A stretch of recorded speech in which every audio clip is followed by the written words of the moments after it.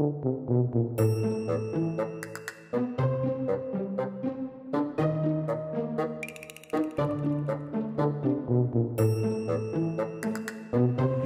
and welcome to On the Table. My name is Rebecca and this is Rachel and Corie, and today we're going to be going a little bit back into the past.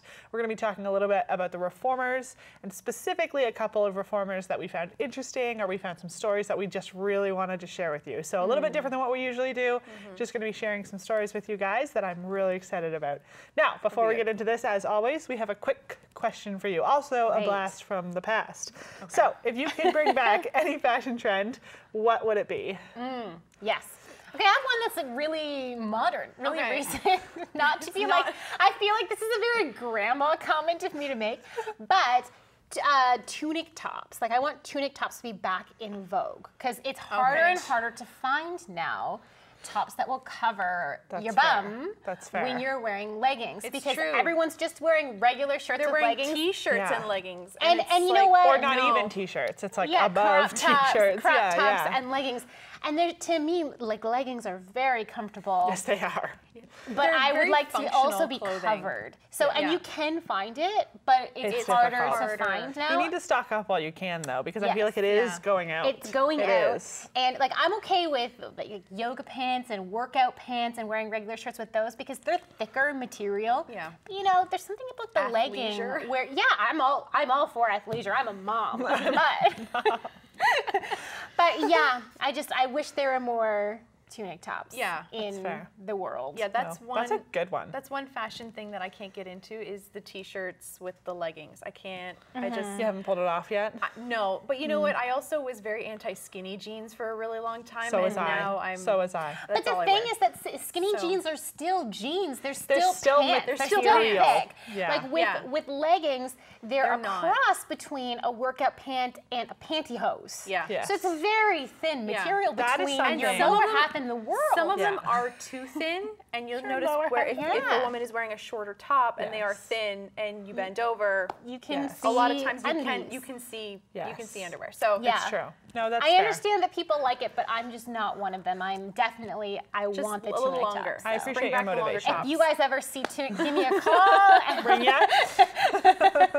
That's good. What about you, Rachel? Okay, I want to go back a little bit further, and maybe over to England. From 5 years ago. That's fair.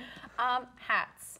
Okay, yeah. Not baseball cap hats, but I would love to see like those are still like a fancy hat. But like fancy hats would be kind of a fun thing to bring back, especially for if you're going to weddings and stuff. Like that's like a really out there one. Yeah, that's good. Let's just do this. Or fascinators, get like big fascinators. Yes. You just have to go to an English wedding to be able to wear a fascinator. It's true. Yeah. I had to Google what that was a few years back. I'm not going to lie to you. I was like, people are talking about this and I don't know what it is. I would love to see that. You want to bring that back?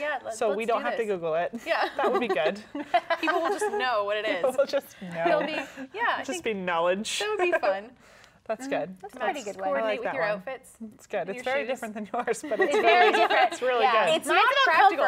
No, this is not practical at all. No, it just would be if you're going to bring it back. Mine's not practical either. No. What's yours? Mine would definitely be like 40s, 50s dresses. I'm obsessed with them. Okay, they're beautiful. And they fit everyone. Like well, they complement everyone's shape, and I want the coats that go with it too. Like for the colder times, it's just cute. You constantly look adorable. Now, to be fair, they're sort of in. They are in. There are websites right now and whole store models that, you know, they're about bringing that aesthetic to modern times. So they use modern like stretch. Come on. And pockets in them now. That's just the best, as everyone knows. A lot of times they're on the more pricey side, though, which is unfortunate. And so that's they more into. Yeah, that's more my point. Is I just need that to be a more regular thing, so I can afford them. From the 40s and the 50s. They're so cute, and that is coming more and more back. It is. That whole style is. So like my wish is kind of coming true a little bit, but I just need it to be a little bit more of that, because that whole style, 40s, 50s. Yes, and for the guys too, they can just go back to the 40s and 50s. Let's just stay over there for a little while. Very classy. Just fashion-wise. It would be good. Just with fashion-wise, nothing else. Yeah. Okay, well, today we are going back into history a little bit. We're going to be talking about the Reformation, the Protestant Reformation. So I'm just going to do a quick synopsis about it first, and then we're going to get into some really cool stories that we want to share with you guys.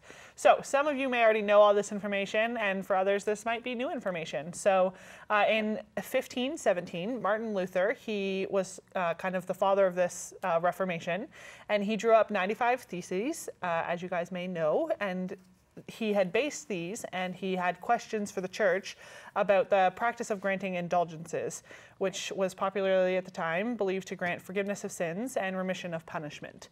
And this was specifically within the Catholic Church. So Luther himself, he had come to believe that it is faith rather than good works, and he was involved in the priesthood at this time, but he believed this kind of on his own and sort of started the Reformation from there. So Luther's challenge after posting these 95 theses on the door, he had kind of produced a storm within the church that eventually he rejected a lot of Catholic doctrine and he organized his own church. So he was actually excommunicated from the Catholic Church in 1521 and he became kind of a national hero under the protection of the Elector of Saxony, and some other German princes eventually joined the revolt. So he started that in Germany. And then Ulrich Zwingli kept going in Switzerland, but a lot more quietly. He reinforced fundamental principles of Protestantism and eventually the emphasis on the simplicity of primitive Christianity and the rejection of the Catholic liturgy. So John Calvin was also involved there, and he shaped Protestant movement as a way of life, and he was really instrumental, especially in Europe, France, Scotland, and England. So before it was just Germany, Switzerland, he kind of spread it elsewhere, which was awesome. So the English Reformation, it was carried out by the royal authority in England most of the time, because they're the ones who would often hold the power there. And so by the Act of Supremacy in 1534, Henry VIII, he became the head of the English Church. And although he did retain Catholic doctrine and a lot of their rituals as well, he ended the authority of Rome, which was something that was very much fought for at the time, and the Pope's kind of control. So Henry enjoyed the support of the middle class in this action, and his seizure of monastic lands and the dissolution of monasteries, it very much fostered an economic and social revolution. So although there was differing beliefs among the Protestants, they all shared a few things, which was a distaste of Rome, relaxation of rituals and the organization, and a limit number of sacraments, and they all were kind of rebels in their own right. So that's sort of, you know, a very quick synopsis of a huge amount of things. Yes, so from that, we're just going to share a few people, and mainly women, that we found that we thought kind of had a kind of behind-the-scenes impact on this. Yeah, when I started doing some research, there was a lot of women that I didn't know had such a big role or had such an interesting role and played such an interesting part in the Reformation. So I have a few here, and we'll just see how many we've got time for. Yeah. Because this may take a little while. Okay, so the first, I'm going to butcher these names, unfortunately. That's all right. This is going to be hard, but here we go. So the first one is Marguerite de Navarre? Yeah, that's good. Sure, let's go with it. Marguerite. So she was born in 1492 and died 1549. And she was kind of something of a Renaissance woman. So she was born the same year that Columbus discovered America. She was the older sister of one of the most famous kings of France, which is Francis I, whom Calvin dedicated his Institutes of the Christian religion. She became a queen in her own right by marriage to the King of Navarre, Henry III, and she received a nearly identical education to her brother, which is kind of odd for the time. Like that's not normal. Who was being trained for the crown of France, making her one of the most educated women in France, as well as a powerful diplomat, one of the king's closest advisors, and a literary and theological patroness. Now, during her brother's capture, he was captive in Spain, she traveled in person into enemy territory to negotiate his release with Charles V, the Holy Roman Emperor. Wow. Yeah, so she's intense. She's an intense, gutsy really woman. going in like there. And a lot of these women, you find that that's kind of the theme. In the 1520s, she gained exposure to the writings of the Reformation, and later she was persecuted by the powerful Roman Catholic Sorbonne University for the evangelical tendencies of her own writings, and one author claims that she could have been burned at the stake had she not been the king's sister. Wow. Big deal. So she's got some prominence there. Yeah. Going on. Yeah, using good. her. Luckily for her. Yeah. Yeah. Her family clout. Yes. Yes. Her patronage extended from financial sponsorship of theologians for their work, giving refuge to those fleeing the first persecutions of the early 16th century. And she even took in John Calvin Wow. at one time because he was fleeing to Paris before he went to Geneva. Yep. So her correspondence includes a whole wide variety of people, from popes to different reformers, Calvin and Erasmus. She was comfortable in every setting, from reforming corrupt abbeys to being hostess of the king's court. She worked with spies and in diplomatic intrigue. Like, she kind of did it all. And she lived in So an cool. unusual position in the early days of the Protestant development in France. And she didn't ever formally renounce the Roman Catholic Church. What she did was she kind of played both sides a little bit. So she stayed on good terms with them, with the Vatican and Geneva, and she was able to, that way she could kind of make difference, like change things from the inside with the Roman Catholic Church while still helping the Protestants. Yeah. So she and kind of during that time too, like there was a really long time where the Catholic people in the beginning of what was the Lutherans at the time believed that they could just achieve peace. Yeah. And so people like this, you hear about this every now and then, where they kind of did both because they were like, maybe we can just come to a middle ground here. But eventually it ends up that like the Catholics are so strong in their sacraments and their rituals, they don't give it up. And the Lutherans and Calvinists and Protestants and everything that comes from that are so strong on their side. They're like, we can't accept this. It's not biblical. Yeah. And it's so unfortunate that peace wasn't attained because this big church split is not what we are commanded to do. And it kept as going. Christians. Yeah, and it kept going from there. Like you then have Protestants, Baptists, Anabaptists, and all of these things started within once they started those splitting, like 100 like years. Yeah, I've heard some church historians claim that about every 500 years there's been a major split in some way, shape, or form in the Christian church, and that's really so sad. so unfortunate. Yeah, we're due. We are due. We're actually. due for a split. So everyone's hoping that there will be a reunification. Rather. But that's always the hope, right? Yeah. That we can learn to get along despite our differences. Yeah. But we'll see. It doesn't always happen. No. That's sweet though that she's kind of on both sides. It's interesting. Her daughter's also like in it. this list. Actually, I'll skip ahead to her. Show see. the family Tell us more lineage. about this intense family All right, going let's on. see. I think it's this one. There's so many intense women in history like this, not even just in Christian history. There are a lot of women in Christian history, but even just history in general that, a lot of times they don't get their moment in the spotlight because they were more, and obviously she wasn't behind the scenes. She was up front and was center. definitely not, And which she's doing you behind the actually scenes. see a lot too. It's just not as reported on, unfortunately. Which is unfortunate, but also at the same time it makes sense when you think of the things that like John Calvin and Martin Luther and all these other people, the extent that they did were it able mainly to because do- they were men. Yeah. They did so much more, and like although they had their support system, it does make sense that it at times does get pushed back because you need to know about these people to even know that these people are important. It's true. So that does happen. All right. So her daughter, Okay. one of the better known women of the French Reformation, her name is Jeanne d'Albret, and she's kind of a politician. So she was born 1528 and died 1572. She's one of the better known women of the French Reformation and was the daughter of Marguerite and the mother of the future King of France, Henry IV. Jeanne was strong-willed and stubborn from childhood, qualities which prepared her well for becoming an unflinching leader in the Huguenot Wars. Wow. So, peace, right? So much for that. Yeah. She is justly famous for her anecdotes surrounding her first marriage to the German Duke of Cleves. So betrothed while she was still a child to him by King Francis. She was still a kid, like 11. Wow.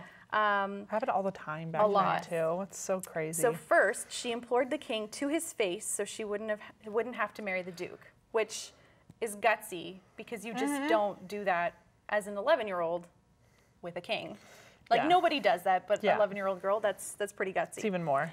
Then she took it upon herself to write a formal statement complete with witness signatures declaring her unequivocal opposition to the upcoming wedding. And she did this twice because she did it again as closer to the wedding.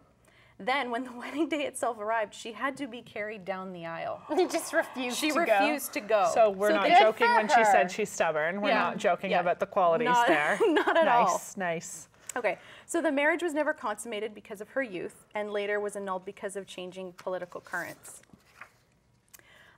She took a very different approach to the Reformation than her mom, Marguerite. Whereas Marguerite preferred to work discreetly, she was open. So through diplomacy and carefully nuanced loyalties to both churches, and worked to reform the Roman Catholic Church from within while protecting the persecuted reformers. That's her mother. Jean decides, after her parents died, she's just going to publicly convert. Nice. So she does. And she fights openly for the Reformation. So just openly. She knows what she wants and she doesn't care. She's like, I don't care. I'm not playing both sides. This is just what I'm doing. No peace. Well, at that point, the wars and stuff are already going on. So it's kind of out of the question. Of them, so. Yeah. So, and she had to face opposition at court from her own husband. Wow. And from enemy armies as a major political leader of the Huguenots. Wow.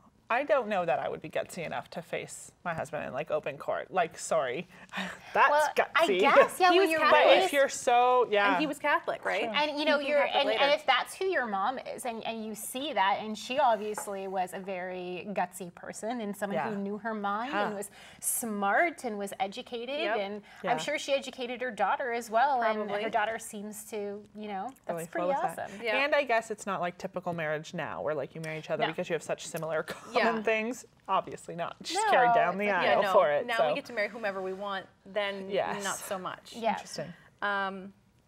Okay. Then she worked closely with men like, oh dear, here's some more names. Coligny, and I'm not even going to try that one, in the Third Huguenot War, and even rallied troops in person. Wow, that's so intense. So That's like, cool. she's hardcore. Yeah. See, that's one thing that about like political marriages and arranged marriages is that I'm not saying they're good and we should go back to that. That's not what I'm saying. Tell us more, Corie. But in today's day and age, so often I think marriages don't work because people go into it thinking this other person is going to complete me. I don't really know who I am What yet. I I want need from this it. other Right, person. right. And then you grow, and the idea is you'll grow together, you'll become new people together. And yeah, okay, sometimes that works.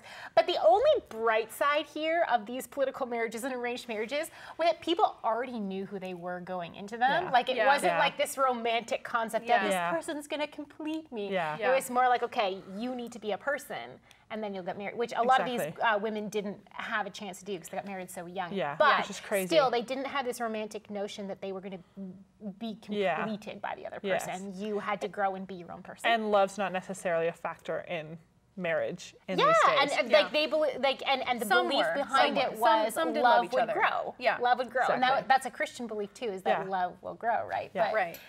I'm not saying it's a good thing, the arranged marriages and political marriages, but they have their perks, I think, to what we do today. They have lessons. Lessons. That's good. They have lessons. All right. So she instituted official Reformation policies in her own kingdom of Navarre and sponsored translations of the New Testament to her people's native Basque. Wow, that's awesome. Yeah. And the last point I have is when Philip II of Spain sent an ambassador to pressure her at one point, she replied to him, "Although I am just a little princess, God has given me the government of this country so I may rule it according to his gospel and teach it his laws. I rely on God who is more powerful than the King of Spain." Oh, that's cool. Nice. Nice quote. Yeah. That's Yeah. good.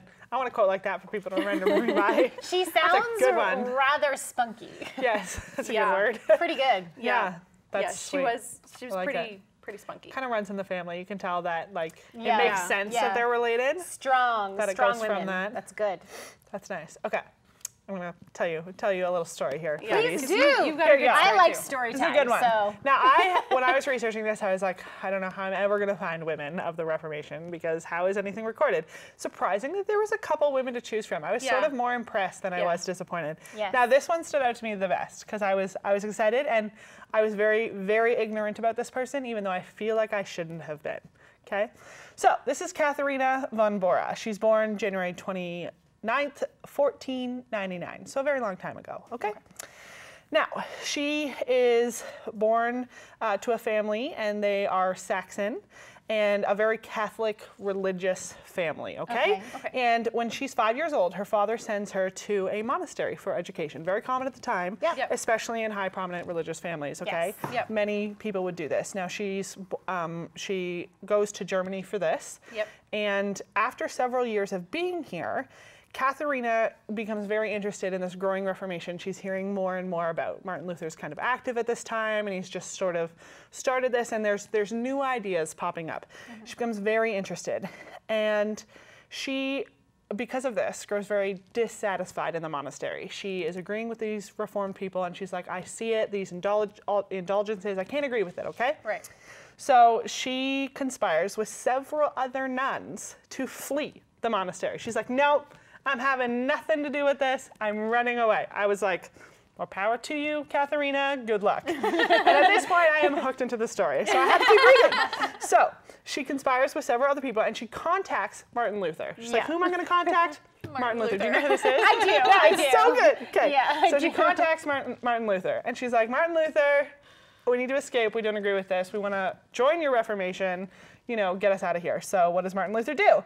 He sends Leonard Corie, a city councilman at the time, and he's a merchant, and he regularly delivers fish to the monastery. Okay? The nuns successfully escape. They hide in this guy's wagon with the fish barrels, okay?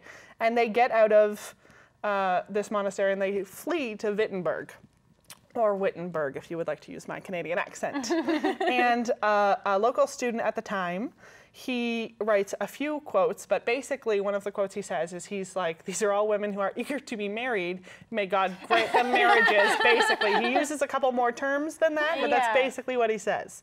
So Luther sees this as well, and he's like, these women are very eager to be married because they're no longer nuns, and they're all kind of right around marriage age. What else? You have no choice. You gotta get married. So he contacts their parents and their relatives, anyone who's alive, and he's like, will you take them back, you know, make respectable women of them? And all of them are like, no.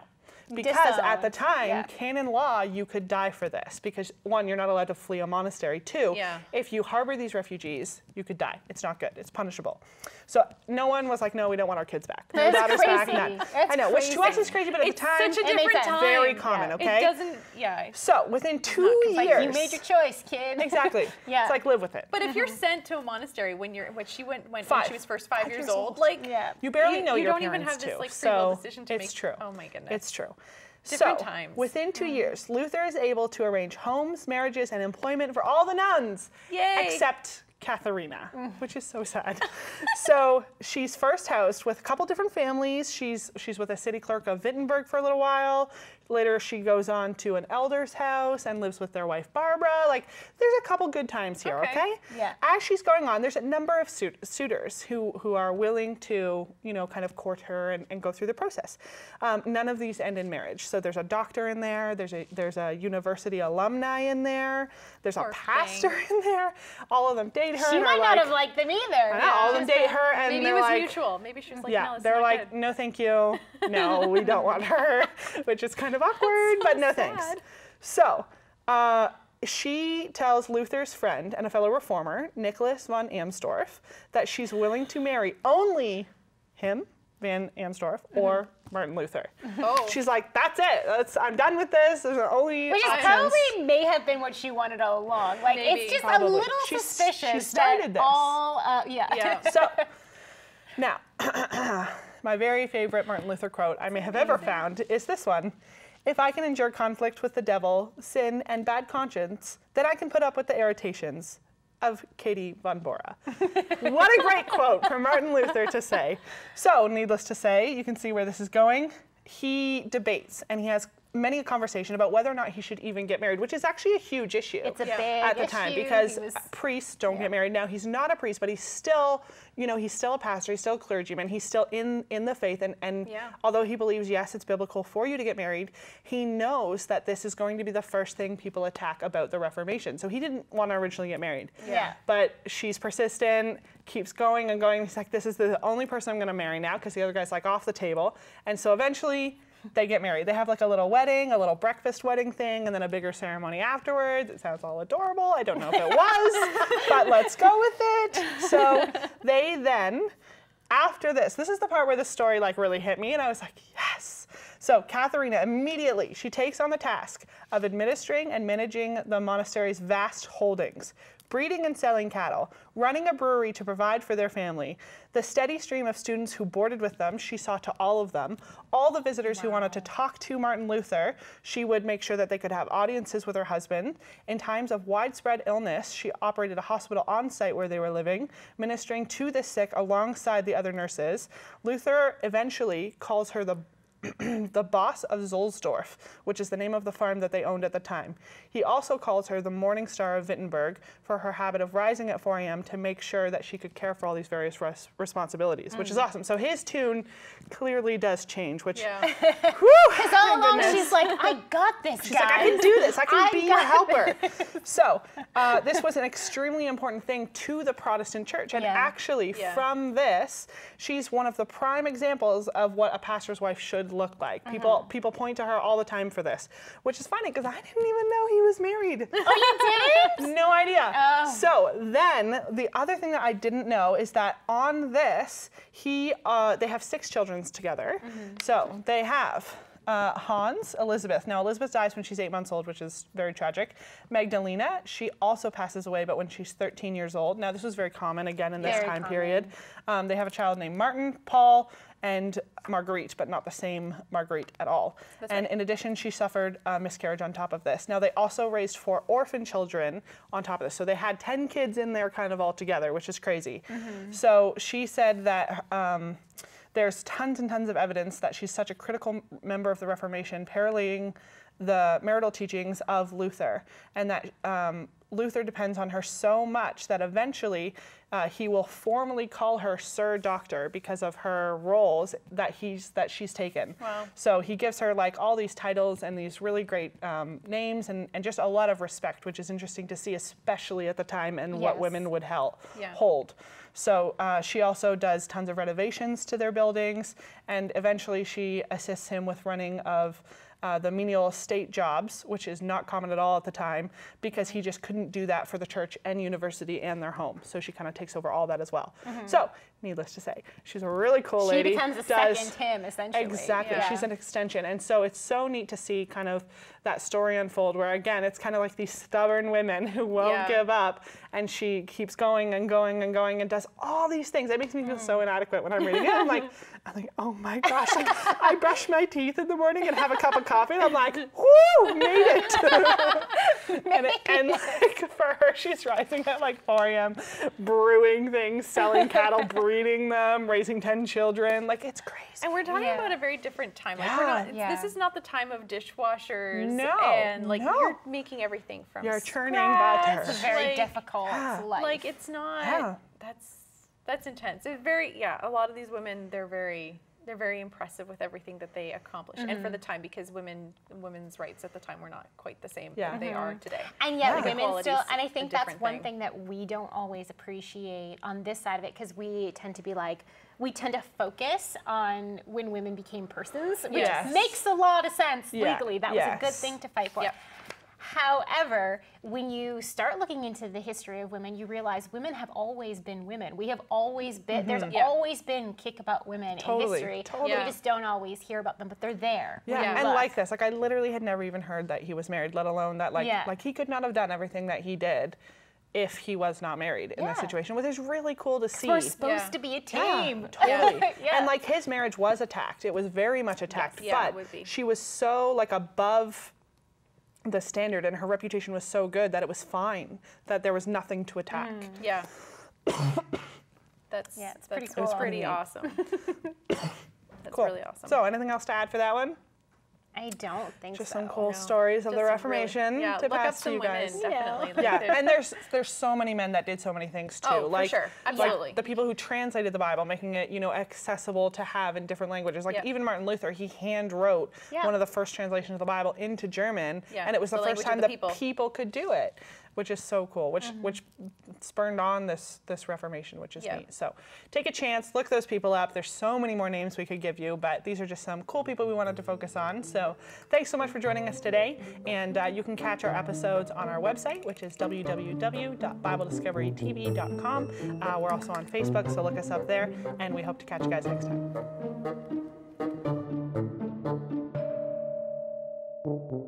Thank you for joining our discussion today on the table. If you enjoyed this episode, give us a thumbs up. And don't forget to click subscribe to stay up to date with all the latest from Bible Discovery TV.